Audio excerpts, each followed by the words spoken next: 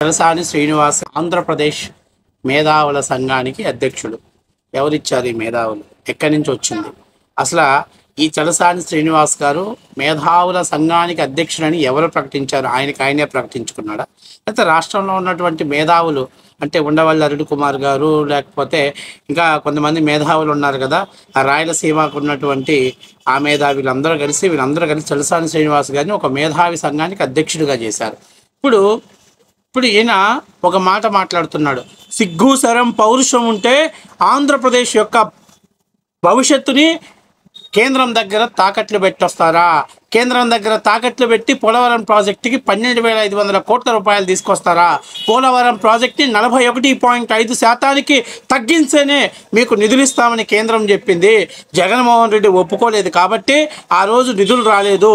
ఈరోజు మీరు కేంద్రం దగ్గర తలొగ్గి మీరు 41.5% ప్రాజెక్టు ఎత్తు పెడుతున్నారు కాబట్టే 12,500 కోట్ల రూపాయలు కేంద్రం మీకు రిలీజ్ చేసింది అని చెప్పేసి మాట్లాడి, అసలు ఎందుకు ఈ పరిస్థితి ఏంటయ్యా అంటే, జగన్మోహన్ రెడ్డిని అండర్ గ్రౌండ్లో దెబ్బ కొట్టకుండా, అంటే జగన్మోహన్ రెడ్డి మైలేజ్ దెబ్బతినకుండా, జగన్మోహన్ రెడ్డి పోలవరం ప్రాజెక్టు కట్టలేదు, పోలవరం ప్రాజెక్టుని నాశనం చేయలేదు, జగన్మోహన్ రెడ్డిని ప్రజల్లో తన పబ్లిసిటీ దెబ్బతినకుండా ఉండటం కోసం ఈ మేధావితనం, తనకున్నటువంటి మేధాశక్తిని ప్రజల్లోకి తీసుకొచ్చాడు. ఎందుకంటే కేంద్రం ఇచ్చినటువంటి డబ్బులు గుండా అటు కూటమి ప్రభుత్వానికి మంచి మైలేజ్ వస్తుంది కాబట్టి ఆ మైలేజ్ రాకుండా, జగన్మోహన్ రెడ్డి గారికి చెడ్డ పేరు రాకుండా, జగన్మోహన్ రెడ్డి ఏమీ చేతగాని అసమర్థుడు అంటే దేనికి కేంద్రాన్ని మెడల వంచన చేతగాని కేవలం మాటలకు మాత్రమే పరిమితం చేసినటువంటి పోసుకోలు మాటలు చెప్పేటువంటి వ్యక్తి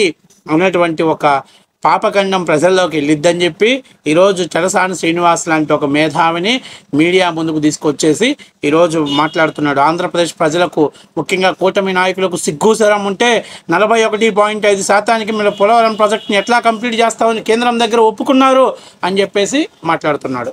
ముఖ్యంగా ఒక్క విషయం చెప్పాలి ఈ తలసాని శ్రీనివాస్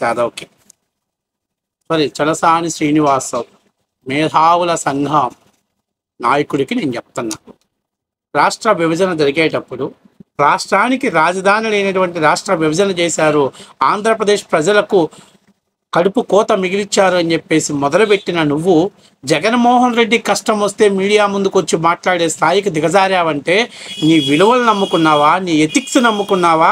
నువ్వు మేధావి ముసుగులో జగన్మోహన్ రెడ్డికి సేవ చేయటం కోసం వచ్చావా అని చెప్పేసి ఈరోజు నేను అడుగుతున్నా. 2014లో రాష్ట్రంలో కట్టుబట్టలతోటి రాష్ట్రం నుంచి బయటకు వచ్చి అవిభక్త ఆంధ్రప్రదేశ్, దేశ చరిత్రలోనే రాష్ట్ర విభజన జరిగిన తర్వాత రాజధాని లేనటువంటి ఏకైక రాష్ట్రం నా ఆంధ్రప్రదేశ్.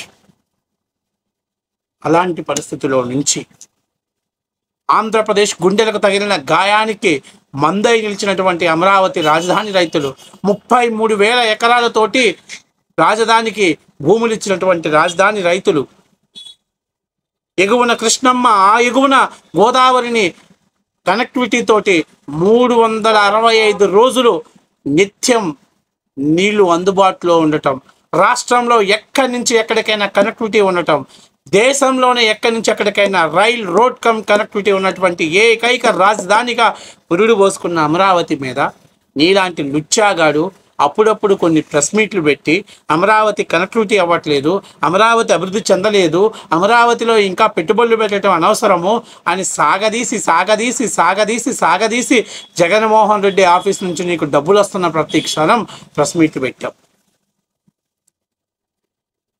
తర్వాత 2019 తర్వాత ఒక 10,000 కోట్ల రూపాయలు అమరావతి చుట్టూ పెట్టుబడులు పెట్టిన తర్వాత, ఆల్రెడీ అమరావతి రాజధాని బ్రాండ్ ఏర్పడిన తర్వాత కియా లాంటి పరిశ్రమలు, అలాగే అనేక కంపెనీలు ఆంధ్రప్రదేశ్లోకి పెట్టుబడులు పెట్టుకొని దాని యొక్క రాజకీయ, ఆర్థిక, భౌగోళిక పరిస్థితులు మారుతున్న సమయంలో ఏదో దరిద్రం, ఆంధ్రప్రదేశ్ ప్రజలకు దరిద్రం పట్టి ఏదో తెలియనటువంటి మైకం మీలాంటి వెధవలు 1-2 సార్లు మేధావులుగా వచ్చి మాట్లాడిన మాటలతోటి ఆంధ్రప్రదేశ్ రాజధాని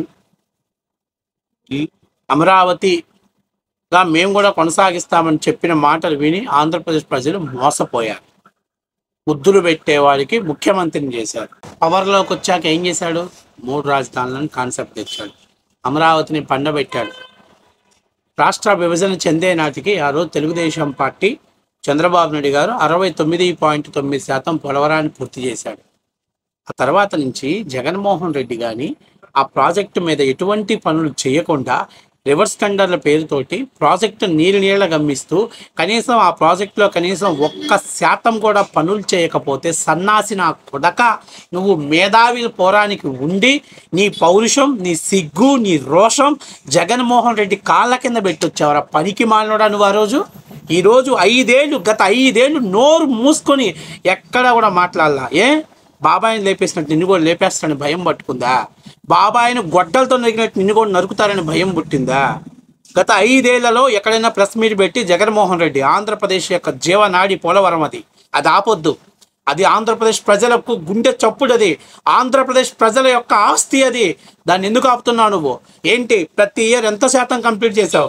అసెంబ్లీలో వాడు ఒకడు వచ్చాడు, నెల్లూరు అరుపుల మంత్రి గాడు, పోలవరం ప్రాజెక్టు 2020 జూన్ కల్లా కంప్లీట్ చేస్తాం, తొడల కొడతాం అని చెప్పి మేసాలు తిప్పిన మొండావాడు, ఆ మొండాగాడు మినిస్టర్గా అయిపోయే నాటికి కనీసం 1% కూడా కంప్లీట్ చేయలే. ఈ ఏరియా దాని మీద ఎప్పుడైనా నువ్వు మీటింగ్లు పెట్టావా, మాట్లాడావా, జగన్మోహన్ రెడ్డిని ప్రశ్నించావా? ఇది ఆంధ్రప్రదేశ్ ప్రజల యొక్క గుండెకాయ, ఇది పోలవరం ప్రాజెక్టు.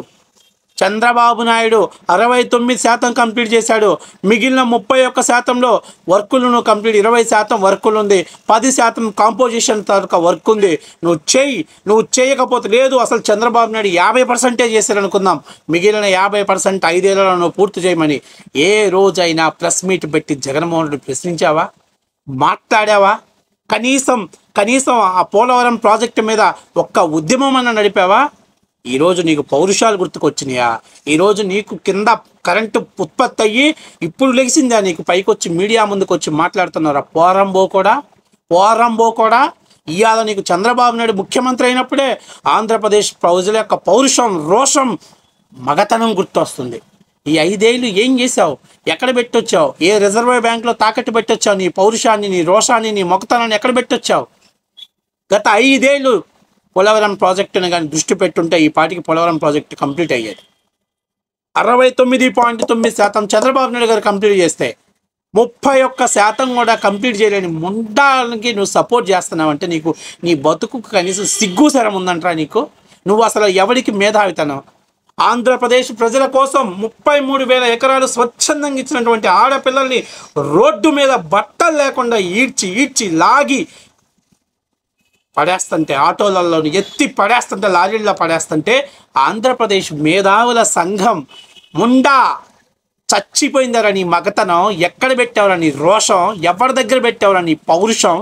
ఈరోజు నువ్వు మీడియా ముందుకు వచ్చి జగన్మోహన్ రెడ్డి దగ్గర ప్యాకేజీ తీసుకొని జగన్మోహన్ రెడ్డి సంఖ్యలో నాకి ఈరోజు మీడియా ముందుకు వచ్చి ఆంధ్రప్రదేశ్ పౌరుషం ఎక్కడ పోయింది, రోషం ఎక్కడ పోయిందని మాట్లాడుతున్నావు. గత 5 ఏళ్ళు ఎక్కడ పెట్టావు నీ రోషం? గత 5 ఏళ్ళు నీ పౌరుషం ఎక్కడ పెట్టావు? గత 5 ఏళ్ళు నీ మగతనం ఎక్కడ పెట్టావు? ఎవరికి రా నీకు మేధావి? ఎవడిచ్చారా నీకు మేధావితనం? నేను అడుగుతున్నా, గత 5 ఏళ్ళు నువ్వు ఎందుకు ప్రశ్నించరా? జగన్మోహన్ రెడ్డి ఎందుకు నిలదీయలా? గత 5 ఏళ్ళు పోలవరం ప్రాజెక్ట్ ఎందుకు కంప్లీట్ చేయలా? రాష్ట్ర ప్రభుత్వం 2019 నాటికి చంద్రబాబు దిగిపోయే నాటికి 69.9% వాళ్ళు కంప్లీట్ చేసామన్నారు. పోనీ అసలు 50% కంప్లీట్ చేశారనుకుందాం, మిగిలిన ప్రాజెక్టుని ఎందుకు కంప్లీట్ చేయలా? ఎందుకు నువ్వు పోలవరం ప్రాజెక్టుని రివర్స్ టెండర్ పేరుతోటి దాన్ని గోదావరిలోని వదిలేసిపోయావు? ఈరోజు ఆంధ్రప్రదేశ్ ప్రజల యొక్క నాడి, మా బతుకుల ముఖ చిత్రాన్ని మార్చే పోలవరం ప్రాజెక్టు ఎందుకు వదిలేసావు? ఎందుకు అడగలేకపోయావు? ఏం మాట్లాడలేకపోయావు?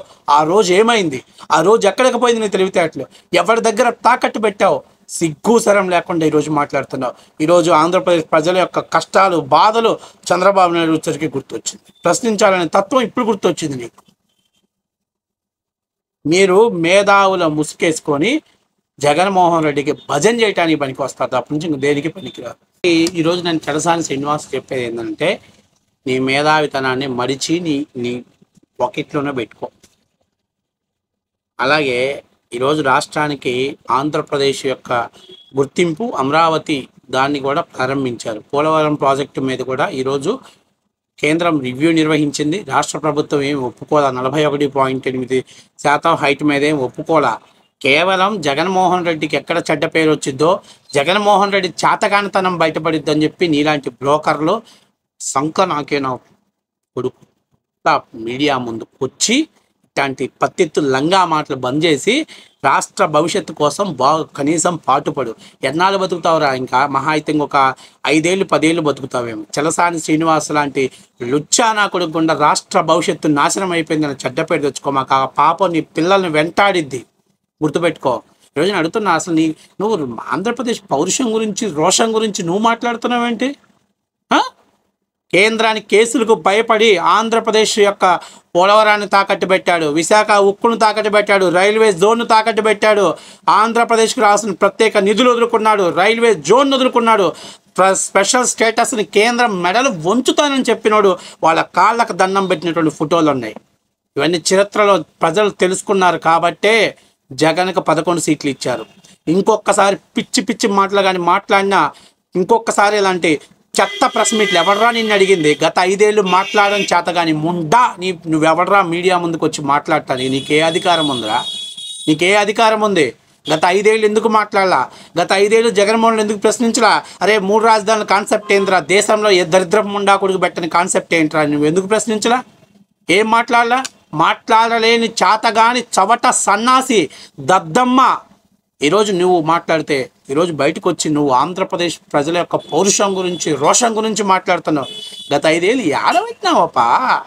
జగన్మోహన్ రెడ్డి గారి తాడేపల్లి ప్యాలెస్ దగ్గర బందీ పెట్టావా నీ పౌరుషాన్ని, నీ రోషాన్ని?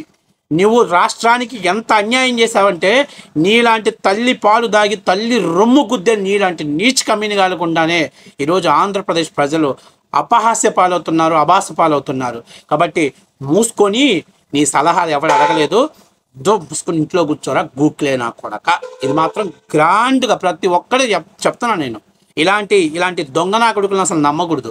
వీడికి మేధావితనం బొచ్చు నడిస్తే మేధావితనం రాదురా.